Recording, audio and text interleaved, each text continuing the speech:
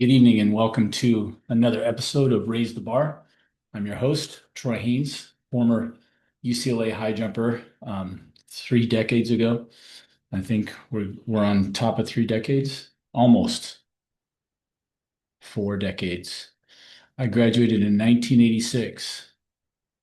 I'm going to be 62 in February. It's been four decades.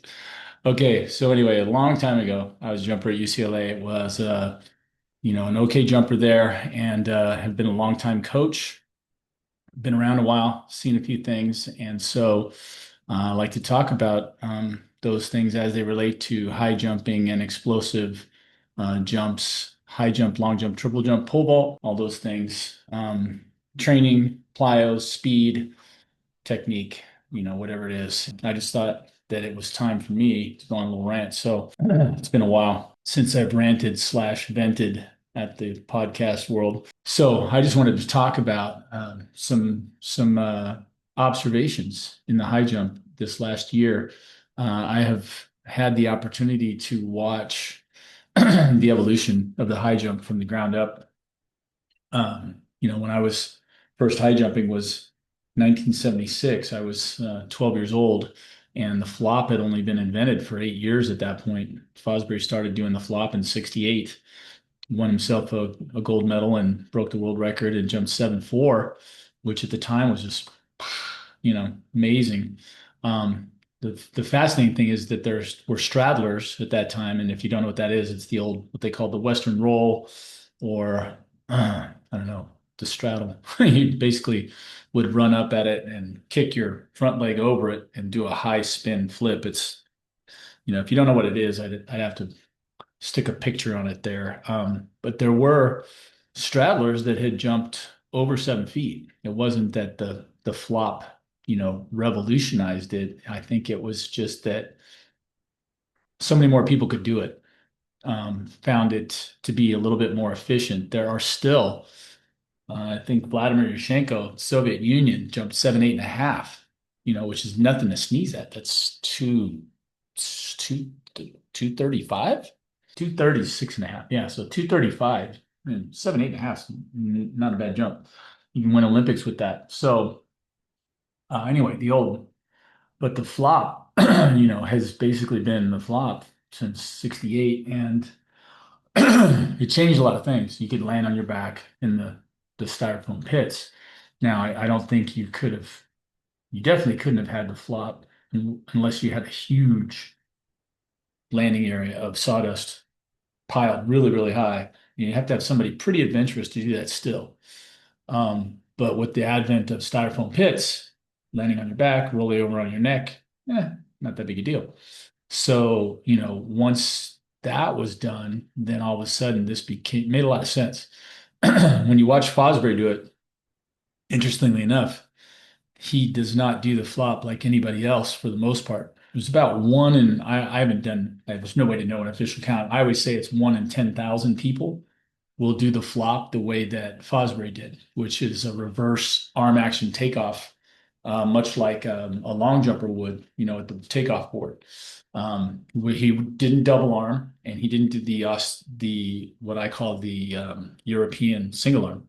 He did what would be called the American single arm, because when he got right to the push point of jumping, which would be here, where the European would just do this, he actually switched his arms, went from here to here, like Kevin Klein and Fish Called One to put one hand up, I'll put the other hand up. Just so he would go like this. And I could never get in the air doing that. I tried it. I tried everything. I tried double arm, tried single arm, tried modified. When we say sky high and fly jump lab, that really means experimentation. And sometimes things stick and they work for different individuals, and sometimes they don't. So it's like, okay, we tried it and it doesn't work. So we're going to go back to what we've been doing.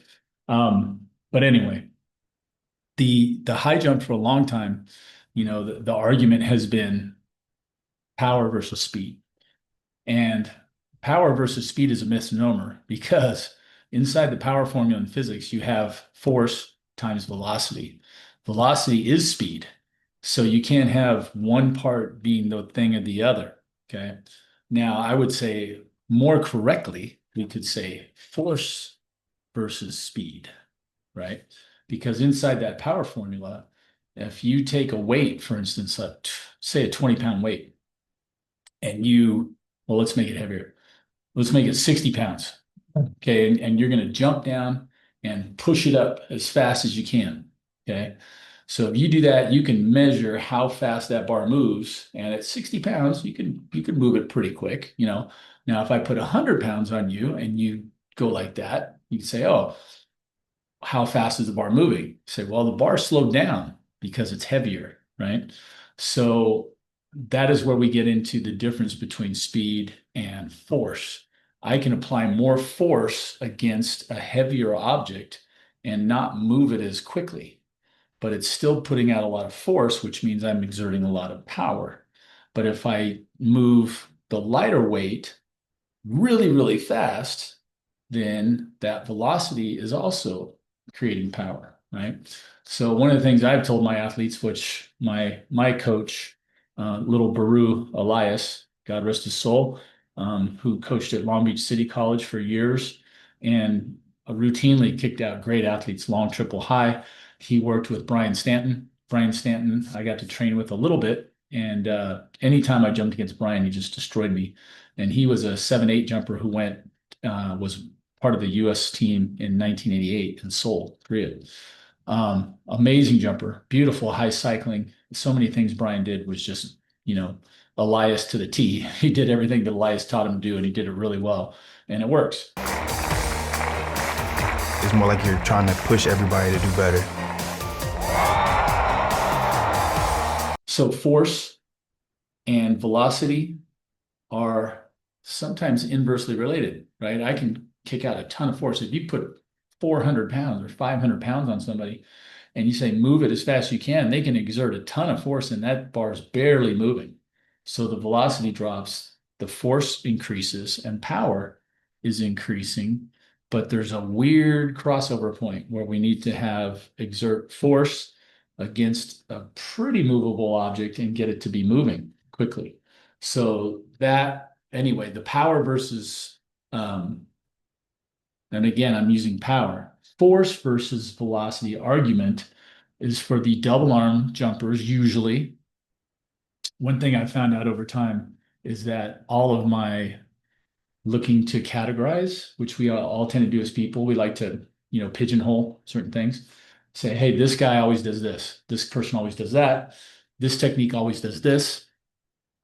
I've had many of them that I've said here on this podcast before that were proven horribly wrong.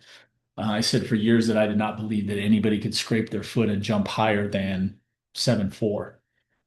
Wrong, terribly wrong. I watched a guy jump 7'5" at Mount Sac 2 years ago. A guy I can't even remember. I think he went to Texas Tech or Texas A&M or something. Texas Tech. I saw had a guy on my podcast 3 years ago, Fabian Delrud from Sweden, 6'9" kid, tall, really, really strong. He jumped 7'7", 3/4. And you can see a dust cloud on his takeoff, And then I had people text me or DM me and say, hey, did you know that Charles Austin scraped his foot when he jumped 7'10.5" and broke the American and world record? I'm like, no, I did not know that. And then Sotomayor, who jumped 8 feet, scraped his foot. So I was taught by Elias that was bad. And for the most part, I usually think it is, but it depends on the person. There are outliers. And that's the hard lesson that I've learned all these years of coaching now is that some people don't fit into their box that you're trying to put them in. So in general, power versus speed, or I'm sorry, force. I still do it. It's a classic. Force versus speed jumpers. Okay. Somebody who produces a lot of force generally will not be moving as fast because it's harder to do at high speed. If I'm going to exert a lot of force into the ground when I'm jumping, if I'm busy sprinting full speed, it's hard for me to get my arms ready. It's hard to get a coordinated rhythm going and then do what I have to do at takeoff to do what I got to do. So I sacrifice a little, okay, when I'm trying to do a double arm power move. Now, if I'm a single armor and I'm so busy running that I run right off the ground, if I can learn how to tilt and do a couple other things, that's not such a bad thing. So that's the classic speed versus force paradigm. Some jumpers don't fit in that. Okay. Single armors generally, I've made generalizations over time and I've been watching. I've not seen very many single armors who, once they're up to the top of their layout, like punch their knee down and throw their heads back and do that kind of stuff. It generally tends to flow a little bit more. I don't know if that makes sense to those of you that are watching. And then, power jumpers, slower, generally getting both hands higher. They pull them both back down, but there's all kinds of variations through there. And then I watched Barshim for the first time when I first started this business back in 2017 or 16 or something. It's been 10 years now, hard to believe.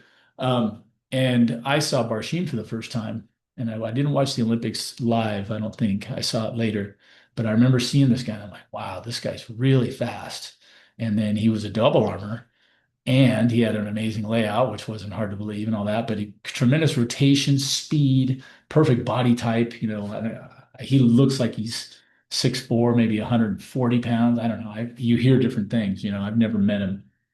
Trying to get him on the podcast, so I'm going to be praying about that. But yeah, people don't always fit. So one of the latest things I've been studying, I've been watching Barshim, for years, but now it was 2021 when a young man named Javon Harrison, who went to, I want to say LSU, and jumped amazingly made the long jump and the high jump final at the Paris Olympics 2021 and jumped really, really well. I don't remember the long jump one. Shoot me, I'm a high jump guy first, but I do know that he jumped like 7'8" and was one of 8 or 9 guys. It was one of the best high jump finals ever, where he jumped really, really high and did not even come close to medaling. And I think it was because he made it on his third try. But you're never going to find anybody that goes, "Hey, I jumped 7'8 3/4. I'm disappointed," or whatever. I would be ecstatic, right? So anyway, Javon's technique was like, I've never seen anybody jump like him before. And what I mean by that is he was a double armor. He was fast because I believe you have to be pretty fast to be a really good long jumper. So you have to have some pretty top end speed. High jump, I don't think it's necessarily required. And I've been saying this for a while, but I've never heard anybody talk about any high jumper and compare them to any of the sprinters or even say, this is a really fast high jumper. Never heard it. And I believe it's because we really can't get to full speed and function as a high jumper. Whereas in long jump, pole vault, some other events that are really speed dependent, maybe you can. So, never hear that. Like in pole vault, Duplantis and Serhii Bubka, for years people talk about Serhii Bubka could run a 10-100 meters with a pole in his hands. It's like, I don't know whether that's true or not, but it was easy to believe when you see a guy vault 20 feet, right? Same thing for Duplantis. He's fast. So, yeah. Anyway, Javon is fast, but still get air and jump, and he was using double arm technique.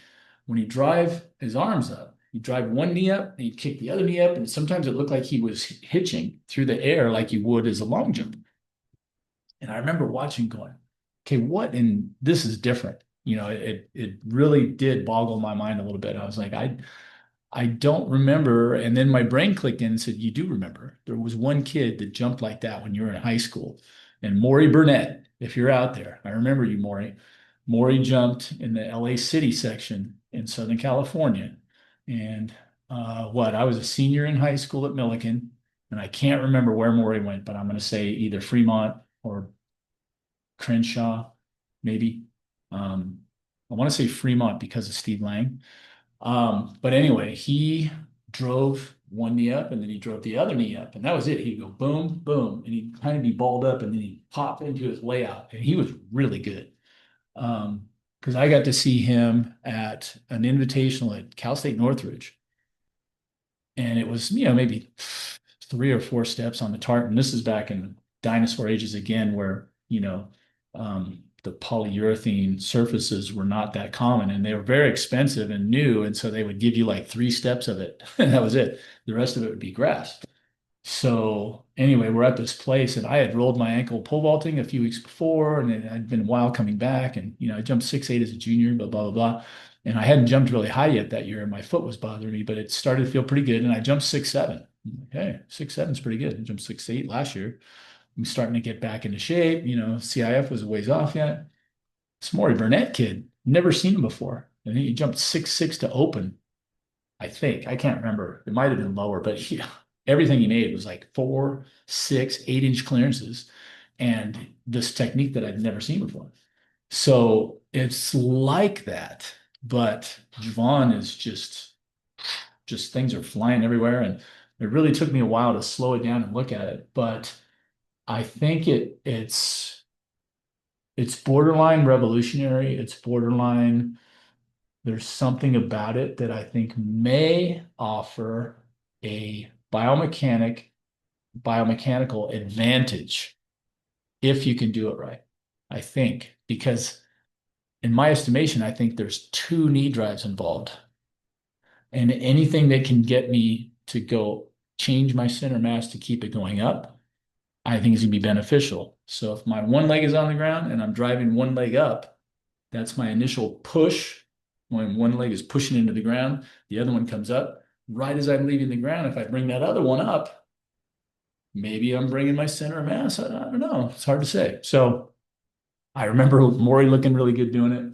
And I remember now watching some new jumpers pop up onto the scene that seem to be doing what I would call the double knee drive. So something to keep your eyes on as we trundle down the road here for another 3 years. We're at the Olympics already. It's 2025. We're almost through 2025. And that's going to mean what, 2026, 2027, and part of 2028. We're within 3 years. So it happens that fast. Before I leave, I just want to throw in my plug. I'm an affiliate of Brad Kearns. You may have heard Brad Kearns on his podcast. It's called the BRAD podcast. Brad is an amazing athlete. He's a former world-ranked Ironman triathlete who used to be number 3 in the world. He's now my age. He's in his 60s. He looks fantastic. When you watch his stuff, Brad is a champion for staying healthy as you get older. Here in the US, we're living longer and longer, but it seems like a lot of that is due to superior drugs and some other things. But, the baby boomers, which I'm one of the last of, born in 64, the baby boomers are living, and I think they want to live longer. So we're trying to eat better. We're trying to exercise. We're trying to do that. And there's a lot of research that's coming out in this area. How do you stay healthy? So Brad goes through a lot of this different stuff on his podcasts. So I would listen to that. I listened to him today. He was doing one on practice and how practice may be overrated, just like Allen Iverson talked about. I'm halfway through it. But one of the other things that Brad champions, amongst many other things, is eating really well and cutting all crap foods out of your diet. And crap foods would be anything that has preservatives in it. If it can last on your shelves or in your refrigerator for more than a week, it's probably loaded with preservatives, and those preservatives are wreaking havoc on our systems. So what do? Brad recommends eating lots of protein. For males my age, that helps losing muscle mass. Try to keep your testosterone up. Why is that important? Same thing. Muscle building, memory, all kinds of things are tied to testosterone. Okay. If you're going to eat carbohydrates, eat naturally occurring carbohydrates. Again, stay away from breads and cereals and stuff like that, surprisingly, because again, you look at that and what's popular about breads and cereals, they got sugar in them. And you see what our kids eat for breakfast. If you're going to eat carbohydrates, eat fruit and vegetables. Same thing for some of the proteins. You can eat, surprisingly, some fat. Butter's not a bad thing for you. Red meat has healthy fat in it.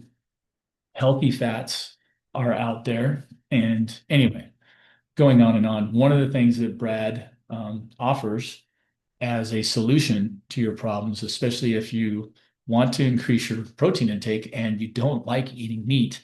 You can use his whey protein isolate. He has whey protein isolate, and he also has whey protein isolate with creatine. Both of those are excellent products. I've tried them. The vanilla bean extract is my favorite because I can change that into any flavor I want. I can add carob powder. I can, mix in some fruit or whatever. It's a good base, but it's made from 100% Wisconsin dairy cows, this whey protein, and it is very easily processed by you. It's high protein, no crap, no fillers, no additives of any kind. And it's excellent. He also has a super drink being offered right now, an electrolyte super drink. And those things are great. Tried that one out. And here's the kicker. If you use my promo code, being his affiliate, and my promo code is sky high and fly 10. If you use all small letters and the number 10, SKYHIANDFLY get 10% off if you go to bradnutrition.com. If you want to use Amazon, it's a similar code. It's skyhighfly10. So SKYHIFLY 10, all caps. And if you do that, you get the same discount from Amazon trying to purchase. And it doesn't have to be any of those products, by the way. You can purchase anything from bradnutrition.com. He's got other stuff in there. Use those two promo codes and you get 10% off. So until next time, I am checking out with my quick rant because I haven't eaten dinner yet. I just got back from practice. And so I'm going to go eat my bison burger at dinner, red meat protein, and that's about it. No bun. And until next time, this is Troy Haynes, the Sky High and Fly guy, with his Raise the Bar podcast, signing off. We'll talk again soon.